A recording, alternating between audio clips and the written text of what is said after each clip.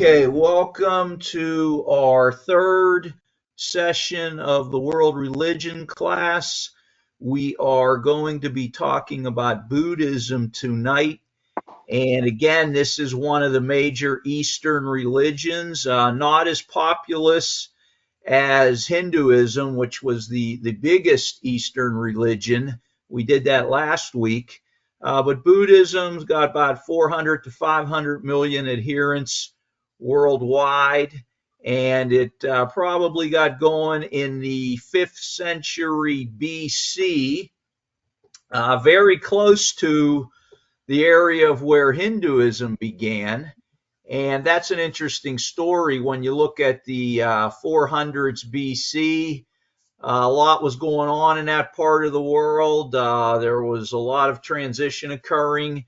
And I even read a theory that some believe that there could be some influence on Buddhism from Western religion due to the fact that maybe some of the lost tribes had gotten into that part of the world, and some of those concepts, when you begin to study Buddhism, you see some interesting things there in relation to Christianity or Judaism, at least related to a certain way of living your life. That's very interesting. I'm not going to get into all of that tonight. That's a whole other discussion around Buddhism. But I just wanted to give a little intro there to the topic. And again, we've got our questions for tonight. We've got a couple videos that you viewed. Of course, you read the chapter, hopefully. So let's begin by getting into the questions. And the first question was, what did the legend of the 4 passing sights teach the Buddha? Now, that word Buddha, I remember when I first got into learning about Buddhism, I thought Buddha was his name. Again, it's not his name. The founder of Buddhism, Siddhartha Gautama, so there is an individual historic figure that we look at as the founder, unlike Hinduism, which kind of has a whole mishmash of different traditions and rituals that kind of came together without any singular person. Buddhism does have that singular figure, Siddhartha Gautama, and he became known as the Buddha, which merely means the enlightened one. So who wants to, again, we'll look for your hands to go up here and see who wants to answer this first question. What did the legend of the 4 passing sights teach the Buddha? Anyone want to tackle that one first? Let's go to Jamie, and then we'll go to Neil. So go ahead, Jamie. Okay, can you hear me okay? Yes. Okay. What I got out of it was that life is subject to age and death, and where the realm of life there's neither age nor death. So it's kind of like a duality there. Okay, yeah, definitely that is part of the answer. I'm going to definitely give you some credit for that. There's a little bit more I'm looking for this answer. Neil, you got anything else on it? Well, it's real similar, but he he was searching uh, or came across, I guess, because he was shielded from it, that death, aging, decrepitness, and disease was all part of man's lot in life, and that it should cause us uh, to wonder why or where is there neither age nor death, and to seek it out. And I Yeah, think yeah. well, what I was going to say is I think his uh,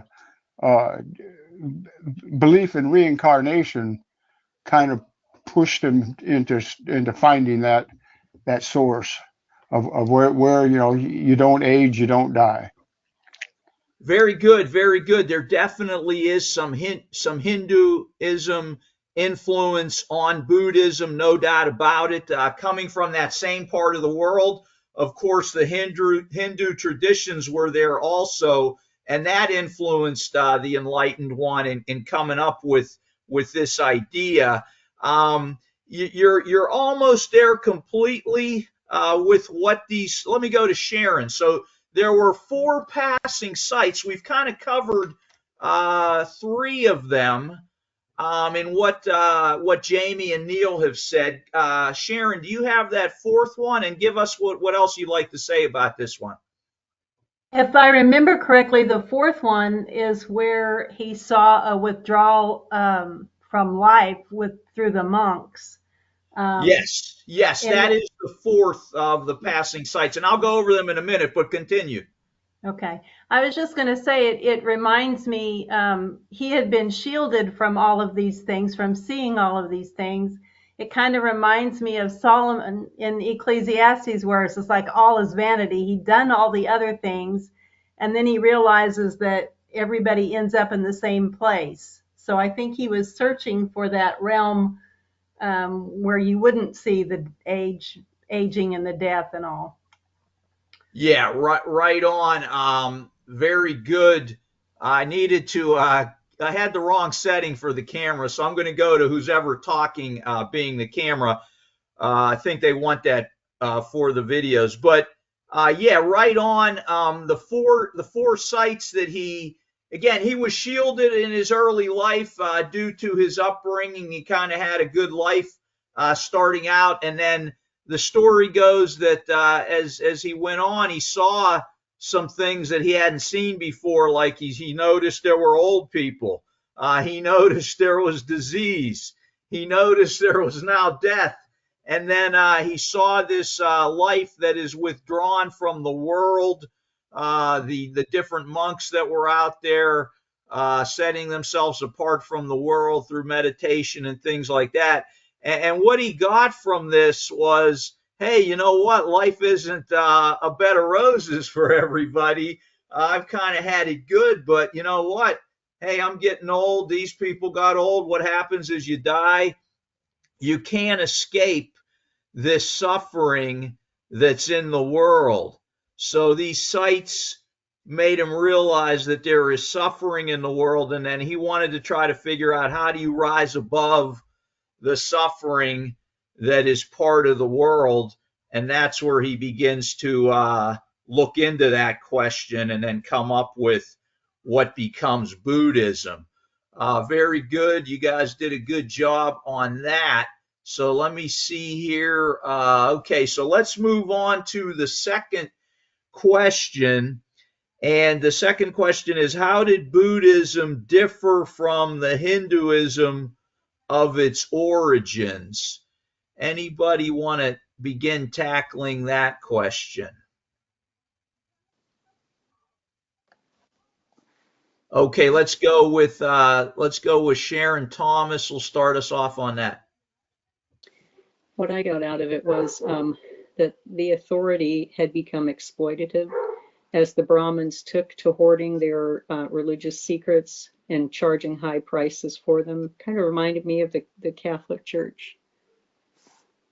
Definitely. That is one aspect of this.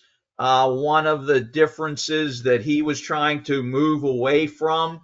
Again, this is him trying to look at the religion around him and come up with something a little bit different, similar to the Protestant Reformation. You could see a little bit of that in this. He's trying to reform the religion that is around him at that particular time. What else do we got on this one? How Buddhism is different from the Hinduism that was pre-existing. Okay. Hope I didn't. Oh, I'm sorry. I thought I shut that mic off. Oh, that's okay, Neil. Go ahead. You got something to say on this? Yeah, I'll say this, that if you remember last week, I'd mentioned how Hinduism appeared to me as confusion. And it appeared that the Buddha tried to go about creating a religion that was not confusing. Yeah, that's a good point, Neil. I could agree with that. If you remember the myriad amount of gods that were involved in Hinduism, all these different rituals and practices, when you get to Buddhism, it's not like that. Okay, there's more of a set way of going, at least with original Buddhism, with what started out as Buddhism. Again, if you look at how it developed, it also got into all kinds of different things as we go along in the history of Buddhism. But originally, it was pretty basic. It's just a way of living life that's going to help you get past the suffering. Maria Schneider. I wrote that there's a rejection of the soul, that there's not a God or universal spirit, and they also rejected the authority of those books, the Vedas or whatever they're called, and it was preferred to look for the enlightenment more than doing the ritualistic practices. Yes, yes, great points, great points. So just to reiterate, original Buddhism is moving away from the supernatural stuff. Gautama says, hey, I don't know if there's a God, I don't know if there's not a God, but I'm not going to concern myself with the supernatural. I'm going to concern myself with the here and now, figuring out how to overcome suffering and live the best life that we can live now. So again, it did make that distinction between the gods, the goddesses, and all of that sort of stuff. Hey, I'm going to put that aside, and I'm just going to look at a way of living life to overcome suffering, make the best of what you have in the here and now. Great point there. Let's go to Sharon Wilson. I think you have your hand up. I don't have a lot to add other than I think, and this may have been mentioned already, but he kind of got away from like the caste systems and just all of the rituals and all of that that they had relied on so much, and all the different gods and everything. But I think that was pretty much mentioned. Yeah, but you're making it a little more distinct there, so that's a good comment. I think someone mentioned something earlier about moving away from some of the writings, the Vedas that were around at the time. Yes, we don't have any original writings of the Buddha. In fact, the Buddha started writing his stuff much later than comparing it to Christianity, where we've got the gospel accounts that occur in the same century that Jesus was alive.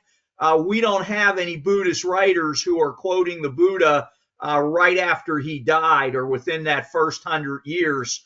The Buddhist writing come a little bit later down the road. That's another important thing to understand there about that original Buddhism. And again, it's a way of life rather than, hey, we're going to focus on it, all these details and what he said exactly, and we're going to get it down on paper. No, that comes down the road a little bit as we move along. Sharon, Thomas. Two other things that I got was no theorizing, which I thought was very interesting. He says, is the world eternal or not? Whether the soul and the body were the same or different? Whether Buddha exists after death or not? I mean, he was moving away from that. Also, there was intense self-effort. He didn't believe in reincarnation, which someone already mentioned. And then the last one that I was surprised about was no supernatural, no divination, soothsaying, or forecasting. The human mind has the power referred to as paranormal, but he refused any of that. And his statement was, you would know if they were his disciples if they tried to do a miracle, then they were not his disciples. Cool. Yeah, very good points there, Sharon, about his not worrying about all that kind of stuff that most religions kind of concern themselves with. Yeah, he was moving away from that. But here's the thing, that when you get into the history of Buddhism as it develops, you get Buddhists later coming along and saying, hey, that guy, the original guy, he was a god and we're going to worship him. And they begin to worship other significant figures in the history of Buddhism also, and they make them into gods, very similar to what happened in other religions, about the idea that, like in Christianity, you could say that the saints and Virgin Mary, they're prayed to by Catholics and Protestants and Orthodox. Again, they're believed to be alive and they can answer prayer and things of that nature. Again, that all developed later in Christianity. That wasn't there in original Christianity. Same thing's true in Buddhism.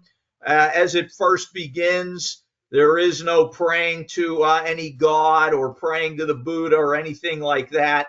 But again, that comes down the road a little bit later. That gets into to Buddhism. So great stuff there. You guys really did a good job on that question. So let's move on to question number 3. And again, when we think of salvation in other religions, we talked about Hinduism and what that was, their salvation idea. In Buddhism, the salvation concept is something called nirvana. And let's see how you guys understood this state called nirvana. What do you guys got on that question? What is nirvana? Who wants to begin tackling? Okay, let's go with Carl Wilson. Good evening, everybody. Yeah, this was a real eye opener. I always thought of nirvana as being the ultimate, and I guess maybe that is part of it. But what struck me was nirvana can be death, nirvana can be bliss, nirvana. What I finally wrote down was nirvana is the end. So I guess when you achieve all that you can, or the thing that was striking to me is I'd never associated nirvana with death. I thought nirvana was something you achieved and then I guess potentially enjoyed it. But from what I read here, nirvana is the bliss that you receive at the very end, which for humans is death. Yeah. In its simplest form, let me, before I answer, let me go to Maria. Let me let her address this. Maria Schneider. Oh, well, I was just something that caught my attention in page 114, where the Buddha himself said that nirvana was bliss. Yes, bliss, my friends, it's nirvana. So it's like, Yeah. it says it all, but it's basically the life's goal. You get to that point of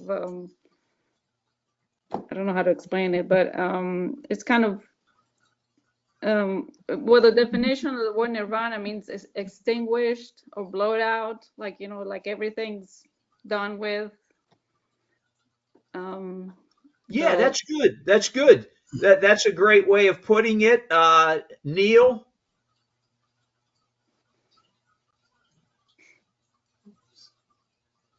Uh, I had saw it as a spiritual condition. Am I still up there? Yeah, you're good, Neil. Okay. I hear A, you. a spiritual condition that is beyond the limits of the mind, thoughts, and the feelings and will of man. Very good. That's a good description of it. Again, there are a number of descriptions of this because when you look over the whole history of Buddhism, the concept has different variations depending upon which Buddhist you're talking to in different periods of Buddhism. But originally, let's go to Sharon, and I'll get into a couple things I jotted down here. Sharon Wilson this time. I had read in part of that where it says it's where the boundary of the finite self is extinguished. And I think Maria, mentioned that it means extinguished or put out. So I guess if you want to believe in an afterlife, your finite self would be extinguished at that point, and then you would go on enlightened from there. Yeah. That's good. That's good. All this is correct. Just like when we look at a concept in Christianity like heaven, and we would think of heaven as the kingdom of God on earth, that God's kingdom in heaven comes to the earth. Other Christians would think of, being up in heaven and have different ideas. There's some differences here as you look at the history of Buddhism, but what he was getting at with nirvana here is it's kind of a transcendent state. It's beyond where you are in your physical life. When you get rid of suffering completely, you can reach it. So in some sense, some Buddhists believe you can be there in this life. You can reach nirvana when you're totally, beyond the suffering state in some meditative form. You can reach a nirvana like state.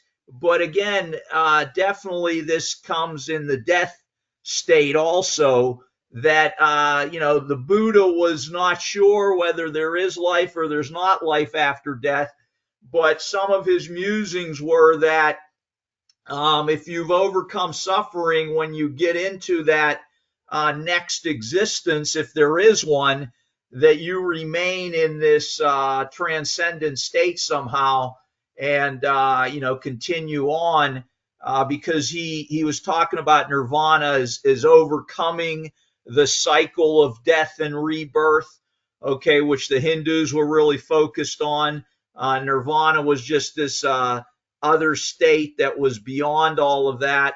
And it's a detachment from the world. You've overcome the world. You're outside the physical realm. You've ended suffering in your life and in your mindset. So all of those things would be this enlightened state that is nirvana. Again, it's hard to really pin it down, but that's okay. I think we get the idea here. That's where you want to get to if you're a Buddhist. You want to get into that particular state of being. Okay, very good, very good. So let's take a look at the remainder of the questions now, and I want to get into the two videos right now. So there were two videos that we wanted you to take a look at. One was dealing with kind of a introduction to the basics of Buddhism, and then the second video was getting into a school of Buddhism, a particular current within Buddhism that came later called Zen Buddhism. And again, we've probably heard that terminology of Zen Buddhism. And so who wants to tackle what they got out of either one of those videos? Either one of the videos, what you got out of it, what you'd like to comment about pertaining to those videos? Who wants to address that right now? Okay, let's start with Michael. Michael, please. For one, I had a video for Zen. I had is enlightenment and meditation. I had that it didn't mention, it doesn't mention a lot or concerning God or sin, and it says very little about karma or what happens to us after death.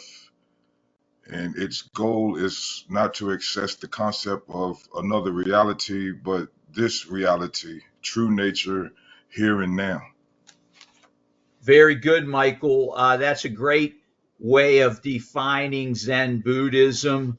Again, when you start to read a little bit about this, some of these little koans, they call them, within Zen Buddhism, they're like two-line statements, like what is the sound of one hand clapping?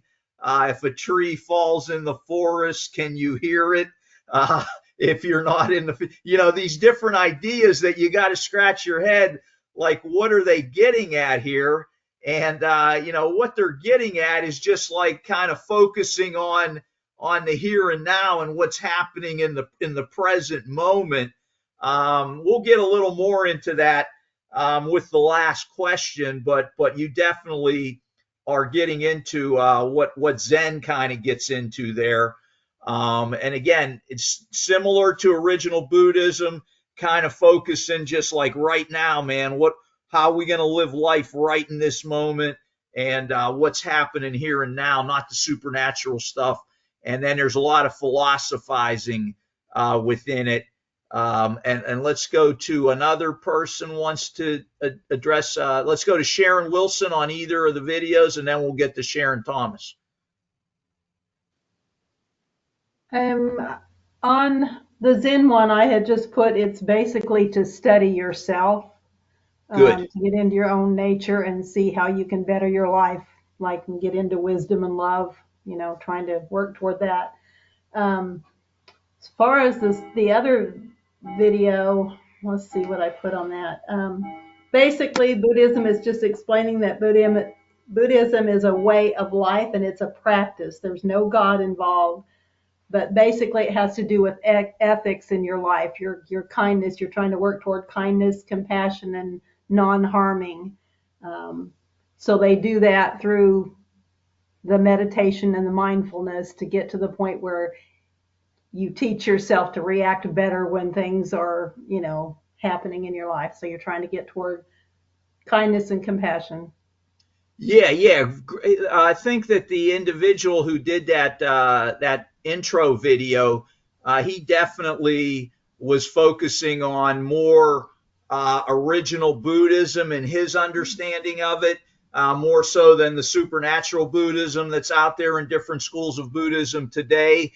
And again, he was talking a little bit that some of it, what he was saying, sounded like psychological stuff, and Yes. that's true. There definitely is some of that in there, and we could argue that there are psychological concepts within Christianity. When you understand the Bible and understand what psychologists are discovering, you can relate some of that to Christian scripture. No doubt about it, and you could do that with Buddhism also. Very good points there. Sharon Thomas. Yeah, the Zen one, I was surprised that he said that enlightenment was an accident. It just surprised me. It seemed like everything they did was so intentional that for it to be an accident was surprising. And then our way of thinking was part of the problem. Yeah. Our way of thinking is a problem. Again, one example of that is we desire things. I liked this when I was first learning about Buddhism because it made a lot of sense to me. When you look at the suffering in your life, a lot of your suffering comes from your desires. Whether you want a better paying job, or whether you want great health, or whether you want a perfect marriage or a nice car.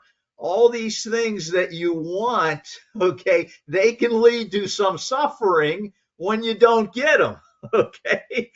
And so what he was trying to get at was get rid of that desire, turn off extinguish the flame, okay, in a sense. And when you put out that flame of desire, then you can begin to reach enlightenment, because then you realize all that stuff doesn't really matter because in the end you're going to be extinguished anyway. Okay, we're all going to death eventually. Again, the four sights, Buddha realized, wow, it all ends up in death. It all ends up in old age. And when I'm wanting this and I'm wanting that, I could see when my dad was getting older, and he was in his mid 80s, about 86 when he died, and he was frustrated with the changes to his physical nature. His hearing was going. Again, when he started to feel all of that, it frustrated him a bit. It upset him because he couldn't do what he used to do. And again, if you get rid of that desire that, I need to have what I had before, just accept where you're at in this process, get rid of that desire for this, that, or the other thing, then you start to reach what they would consider to be that enlightened state when you give all that up. And it's very similar in some respects to Christianity, where Jesus says, give up yourself, get rid of yourself and what you want, and let me fill you up and live through what I want for you, and what I'm setting out for everyone. So, there's a similarity there. The problem is the Buddhists are not filling themselves up with Jesus Christ, of course. Okay. So good points here. Let me go to Michael and then Neil. Something else that I had written was with the video that I had used was to study yourself is to forget yourself. To forget yourself is to realize your intimacy with all things, to realize your own true nature, and not to master Buddha's teaching. You must let go of yourself in meditation, and there are two pillars of the Buddhist path is wisdom and love. Wisdom is to look inside and see that I'm nothing, and love is look outside and see I'm everything, to realize I'm not separate from the world is wisdom, and to live in the way that implies is love. Very good points, Michael. And what you see in that second point, that the love aspect, the one point was, realize that you're nothing, which is in a lot of religions. Again, Jesus says to empty yourself and let Him fill you up. But then the love aspect is to connect to, your connection to everything else. That there's this connection, which is similar to the Hindu idea of when you reach that ultimate point, you become one again with the ultimate being, or the ultimate force, which is their ultimate God, which is not a personal God. There's some similarity there with Buddhism. When you reach enlightenment, when you extinguish yourself, again, you're not necessarily a personality anymore. Again, it depends on what branch of Buddhism you're looking at here. But again, that enlightened state can be a detachment just from everything, in a sense, and becoming one with nature again. There's some aspects of that in that concept of nirvana, depending upon what you're reading. Let's see here. I think we got Neil and then Sharon Thomas again. On the Zen video, something I had written down, it's a study of the self. I think that was mentioned earlier in relation to the universe, and also that we need to realize who we are, which I found interesting because that kind of gets back to all religions, really. In the Buddhism for beginners, uh, he made the statement in there that equilibrium exists. I felt like that was part of uh, an example of karma. But and I can't remember the author. I should have looked this up. But years ago, there was an author that promoted across the United States how to think and grow rich, I think was the name of his book. But he mentions in there that uh, we are what we think about most of the time. And I got that out of Buddhism for beginners, that you put your mind to it and you can become what you think. And as an example, I remember telling somebody this after reading that book, and they said, well, I don't believe that works because I think about money all the time and I never have any. And in reality, what they thought about all the time was the lack of money. Therefore, they never had any. Interesting. Yeah, you'll notice a lot of these self-help books out there. They will have elements of some of these Eastern religions in them. They do have elements of Christianity in them also. But yeah, that definitely clicks for me in reading some of these books that are promoted. You will find some elements of Buddhism within some of these self-help books that are out there. Sharon Thomas. Yeah, the other guy, when he was talking about, I like word pictures. So when he showed the troubled water and then the water that was still when you use your breathing, and I think that that is been brought into just everyday life when they're talking about if you're having a panic attack, if you're upset about something. I mean, we even tell our children, okay, let's breathe, count to 10.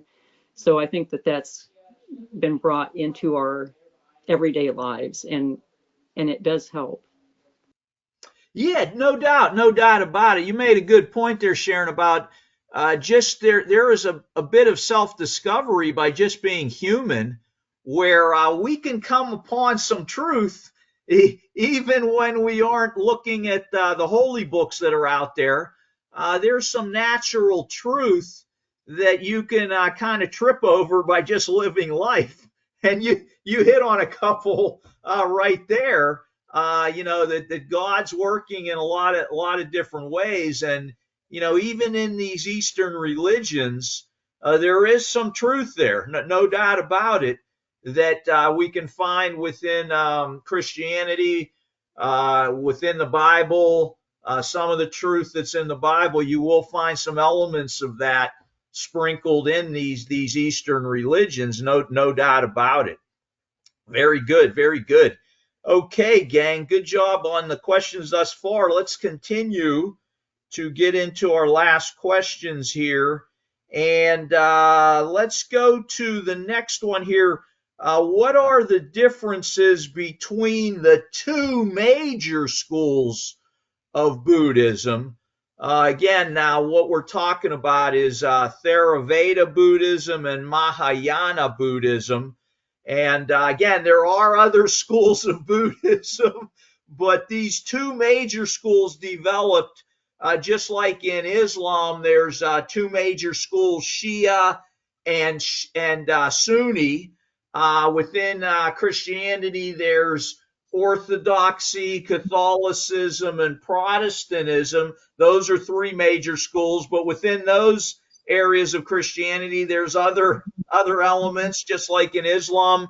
There's more than those two major schools. And in Buddhism, there's more than just Mahayana and Theravada, but those are the two major schools. So I saw some hands go up. Let me see who those hands were. Okay, let's start with Maria, and then we'll go to Sharon, and then Carl. Okay, so what I got for the first one, the Theravada, it's basically the focus on the individual enlightenment and the teachings of the Buddha. And then the other one, the Mahayana, it was more focused on helping others to achieve enlightenment. And I think I read that even the monks were willing to wait to get to their own enlightenment in order to help others first, or something like that. Yes, very good. Those are some good characteristics of the two schools. Let's go to Sharon Wilson. The only thing I would add is I think their approach has to do with the Theravada views Buddha as a supreme teacher, whereas the Mahayana looks at Buddha as a savior. And I think that's why their approach tends to be different, because of the aspects of those two, the way they approach things. Yeah, great point there, Sharon. Again, Theravada not focusing on the supernatural would then not make the Buddha into a god or anything, but Mahayana again does begin to go down that particular rabbit hole with the Buddha, with the enlightened one. Good point, Carl. Yeah, several of the points have been mentioned. A couple others that caught my attention is that Theravada minimizes the rituals, which again I think would have probably come from Hinduism, whereas the other group really emphasizes the rituals, and that probably goes along with the idea of they look at the Theravada looked at Buddha as a saint, whereas the others looked at him as a savior. So that kind of seems to fall. The other thing is the Theravada's focused on meditation, which seems to be more of an internal thing, whereas the Mahayanas relied on prayer. In other words, praying presumably to the Savior for assistance in their lives. Good stuff there, Carl. Yeah, and when you look at the breakdown within the eastern part of the world, and you look, you'll notice that in certain parts of the world the Mahayana is more prominent, and in other parts of the eastern world the other type of Buddhism is more prominent. Neil, you wanted to comment on this question. Uh, One thing I found in there was that humanity, for the Theravada, is on its own in the universe, or in other words, there is no God. Uh, for the Mahayanas, I guess, grace is a fact. A higher power draws everything to its appointed goal. Uh, it's kind of like, to me, that uh, kind of sounded like predestination to a degree. Also, that uh, the monasteries are spiritual dynamos in the Theravada, and in the Mahayanas, primarily a religion for the lay people. So it seemed like they would attract a lot more people because of their views. Good point. Good points. Yeah, we could go on and on when you start to break the two schools down. And let's go to Sharon. I think Sharon Thomas had something to mention here. Was that right, Sharon? Neil said it. Okay. All right. Very good. One other thing I would add here, you guys kind of said it in a roundabout way, but Theravada is looking more at wisdom, and Mahayana is more being compassionate. So that's another kind of characterization, a little nuanced difference between the two schools there. Again, they're called the big raft and the little raft. So again, you get that idea of a person on a raft, going through the water of life in a sense. And the one raft is bigger, where you got more assistance and help, and then the other one is a little bit smaller, where if Theravada, the individual enlightenment, you're kind of working on things yourself. The Mahayana, you're helping others, is emphasized. Okay, so we'll move on to our final question here. And I always had an interest in Zen Buddhism, so I added this additional question here. I know we had a video on it, but there's something pretty interesting about Zen when you start to study it in relation to the use of words. Okay, so the question was, what does Zen Buddhism teach about words? And this was about page 130 in the reading. Michael.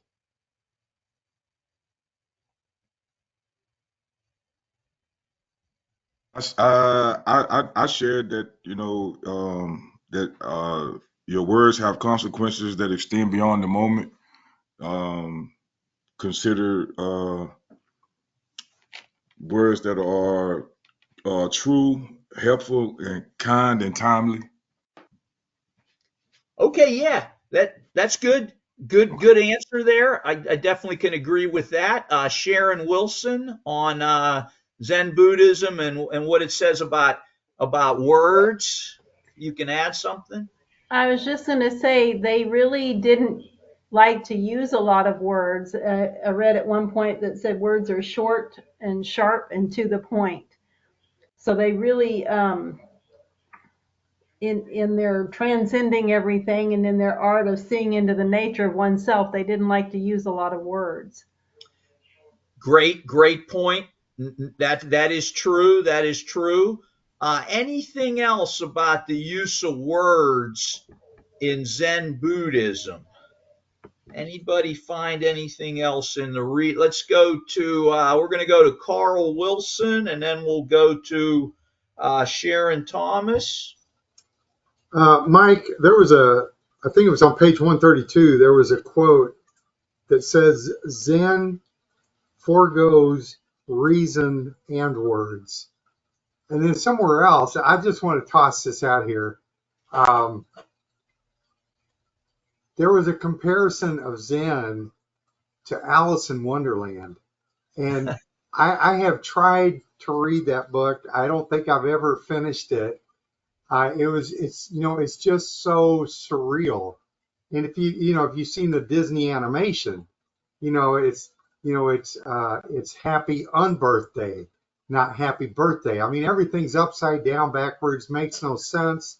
And as I was reading through this section of Zen, it's like you mentioned earlier, the sound that you make when you clap your hands versus the sound you make when you clap one hand.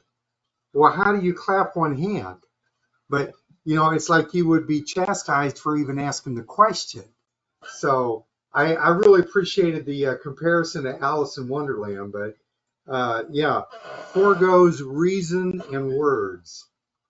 Yeah. So what it gets at is there's a counterintuitiveness to Zen. The use of Alice in Wonderland, that's a great example. I like that. I can really get that in connection to Zen.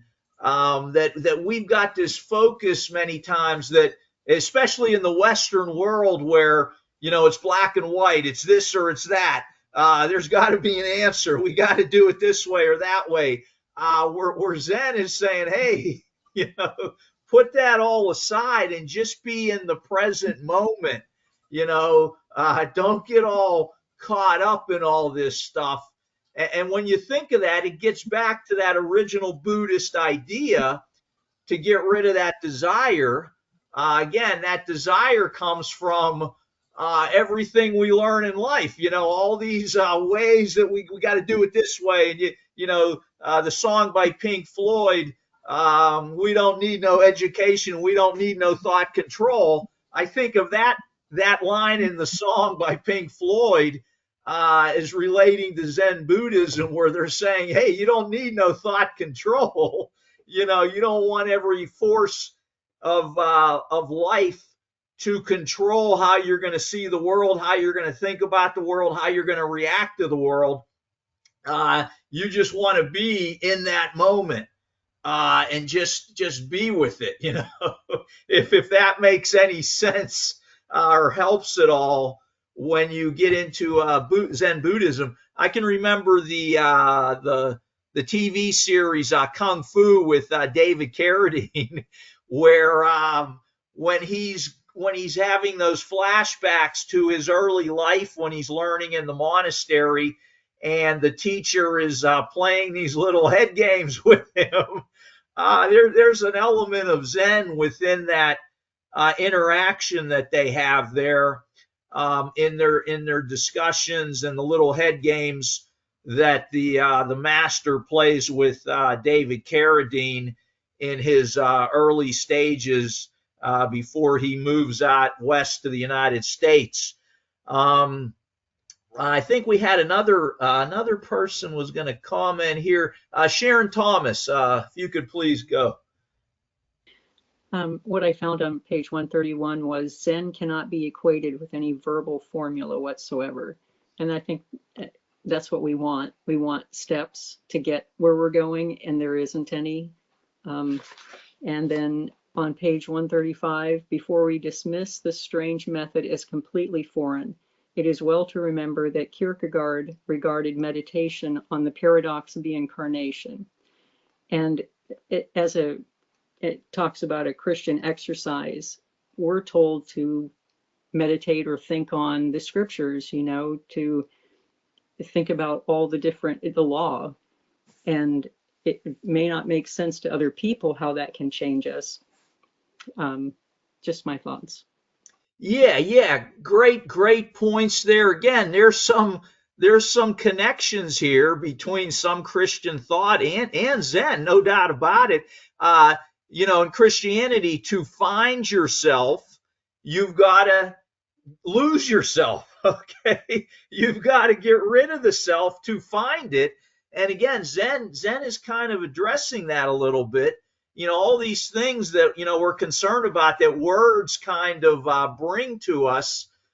You can get lost in that. You can get too wrapped up in that. Let me read a couple lines. Let me go to Neil, and then I'll read a couple lines from a section in the book. Go ahead, Neil. Well, Carl had sparked a thought in my mind. For some reason, I can't find those notes that I wrote on that section. But the book of Alice in Wonderland, at the beginning of it, and I think if I recall it, the White Rabbit says words have meaning. And I think he's talking to the Mad Hatter. And as the conversation goes on, the Mad Hatter says, words mean what I say they mean. Oh, And that's and great. I forgot. I got to look at Alice in Wonderland again. I wonder if the writer was delving into some of these religious concepts here. Yeah, go ahead. Continue, Neil. yeah, maybe religion or drugs. I'm not sure which, but the point is, and we see this in Christian readings. Paul talks about the things that can be seen are not permanent. The things that we can't see are permanent, and things on that nature. In other words, our reality is only what we believe it is, and our words project that, I guess you could say. Yeah, great points there. Appreciate that. Sharon Thomas, is that you raising your hand? Yes, I Okay. just wanted to give a little quick thing on Alice in Wonderland. I did a little research into it, and I know we've all heard that he was on drugs. He was not. He was a young single man, a minister who was very shy, and he lived next to a family that had children, and he seemed to relate to the children very well. And so the family would have him over, and he started telling stories, and that's where the Alice in Wonderland, he just started making it up, and the kids kind of egged him on because they, like Winnie the Pooh, he was making them up every night. Interesting. So he was a priest, or that was his background? A Protestant minister. Okay. That's interesting, because there is a book when we get to Taoism a little bit later. There's a book called The Tao of Pooh, and it relates to Winnie the Pooh. Now, if you remember Winnie the Pooh, if you watched him when you were a kid, just the nature of Winnie the Pooh really relates to what some of the things that Taoism says. And maybe we'll get to that a little bit later when we start talking about Taoism. But again, these influences of various writers, many of them have explored religion, and they bring that knowledge to these books that they've written. So interesting there. Let me just read a couple lines here from page 130, and then I'll get to Carl here. A couple lines from page 130 in the reading on words and Zen. It says, Zen's essence, that it cannot be impounded in words. We can give some hint as to what they are up to. It also goes on later. Words occupy an ambiguous place in life. They are indispensable to our humanity, for without them we would be but howling yahoos.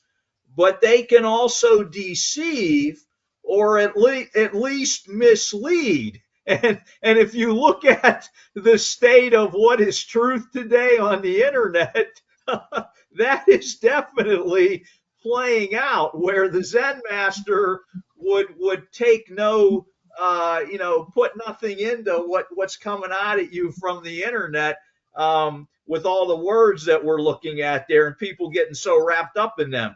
But they can also deceive, or at least mislead, fabricating a virtual reality that fronts for the one that actually exists. So again, when you're just living life, okay, in the present moment, not worrying about the past or the future, you're just right here and now. You're totally present, and dealing with just your action, and not necessarily all this stuff that's out there swirling about and everything people are saying and yelling about and hollering about. There's a peace in that. Okay, there's a peace in being outside of that swirl and that turmoil that words can bring into life. But of course, we can't escape words in our life unless we can't hear or understand others. That's a different thing to get into. I'm going to get to Carl in 1 second. One other thing I want to read here about page 130. At worst, speaking about words, they construct an artificial world wherein our actual feelings are camouflaged and people are reduced to stereotypes. Second, even when their descriptions are reasonably accurate, descriptions are not the things described, menus are not the meal. Finally, as mystics emphasize, our highest experience elude words almost entirely. And again, that starts to get me to think about we see through a glass darkly, but in the future, it's all going to be revealed in a sense. So there's an element there within Zen of, hey, you can't get it completely. All you can get is the experience. The experience is it, rather than what people are saying about things. And again, you can't experience everybody's reality. You can only experience your own reality completely, and then you're limited with that understanding. So again, that's getting at this concept of the limitation of words. Carl, go ahead. Oh, Mike, I'm sorry. I was just going to make one final comment about Alice in Wonderland. That was Lewis Carroll, and he was an Oxford trained mathematician. So he was incredibly or highly educated. But yeah, and then he came out with that book, and I'd heard some of those same stories I think that Sharon Thomas mentioned. So Cool. Yeah, some of these really smart people, man, very impressive. All the things they do, and they write. They're a mathematician. Was he was for part of his life he was a minister too, I guess. yeah, I had heard he was, yeah, something that I don't remember the specifics on that, but I just remember we had in high school, I can't remember, it was a not geography, geology,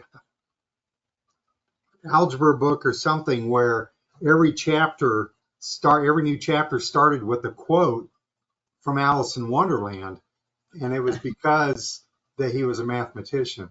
Oh, interesting. I forgot about that. I think at one time I heard that he had been a minister, but I'd forgotten that. But I didn't know that he was a mathematician also. Yeah, again, without all the things we have in the world today, like technology, again, people back years ago definitely, I think, were thinking a lot more about things and writing things down than we tend to do today. Okay, hey, listen, let's any final comments on anything we've discussed about Buddhism today? Anybody got anything left that they want to put out there in the recording for future classes? Okay, going one. Okay, Carl. Mike, I would just maybe point out, I don't know why this caught my eye, but on page 120, um, there was a discovery. Maybe this is where it started. It discussed about a discussion about the splits in Buddhism, and we don't need to talk about it. I might just toss it out there. Everybody go back and read it if you have just a minute. Some of the reasons that they gave for why Buddhism split, I thought was interesting, even in our current timeline. Yeah, great point there, Carl. And I just turned to page 120, and it does get into, making that connection between, Western religion and the splits in Christianity. And then, what happens? Jesus dies, of course. And then when the apostles die, things really start to get a little bit different in Christianity. And the same thing's true in Buddhism. There were different disciples of the first Buddha, and again, they got some different ideas as we start to move down the road, and that leads to these splits. It's very similar in all religion. You'll find that there are these splits and these different ideas that develop over time. Sharon Thomas. I was very taken with this whole lesson with the Buddhism, the original Buddhism, not after it started splitting and getting into some of that stuff, because it seemed in so many ways to be so close to what we understand, almost as if there were commandments, and everything that he was doing, he just wasn't connected to the source of all life. Mm-hmm. And it's just been a very interesting study. Yeah, we didn't even get into it, but the Noble Eightfold Path is like a big deal in Buddhism. Follow these eight dictates, these 8 ideas to help yourself get away from desire and have a better life. And what do we got in Judaism and Christianity? The 10 Commandments, the law of God. Follow this way of life, and it's going to help you live a better life in the here and now also. So yeah, major similarity there. And there was an interesting article in Bible Review magazine many years ago that I read on the interesting parallels between earliest Buddhism and Christian thought. Very interesting article, and you could probably find some interesting stuff on the internet when you search on something like parallels between Buddhism and Christianity and things like that. Okay, great stuff here. Appreciate everybody's time. I'm going to shut the recording. Again, I'll send a note tomorrow that we'll open up lesson 4 tomorrow, so you can begin working on lesson 4. And again, I believe it's we're going to Confucianism, if I'm not, Confucianism is next now. So that's the next chapter to read, and we will tackle those questions next Thursday night, same time. Again, thank you for your time, and I'm going to turn off the recording.